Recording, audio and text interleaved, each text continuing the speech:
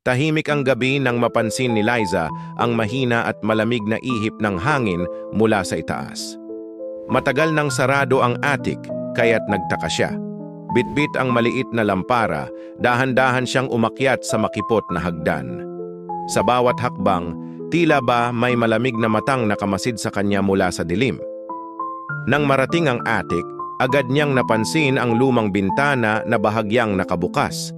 Isang bintanang matagal nang nakakandado at hindi na niya naalala kung kailan huli itong binuksan. Lumapit siya, tinakpan ang sarili mula sa makapal na alikabok at sinilip ang labas. Sa dilim ng bakuran, may aninong nakatayo, hindi gumagalaw. Maputla, mahaba ang buhok at tila nakatingin pabalik sa kanya nang may malalim na lungkot. Napakapit si Lisa sa bintana, hindi makagalaw sa takot. Biglang sumiko ang malamig na kamay mula sa likod niya, mahigpit na hinawakan ang balikat niya. Hindi siya makasigaw, parang naipit ang hininga. Sa salamin ng bintana, nakita niyang pareho silang nakatingin sa anino, ngunit ang sarili niyang refleksyon ay nagngingiti, habang siya ay nanginginig sa takot.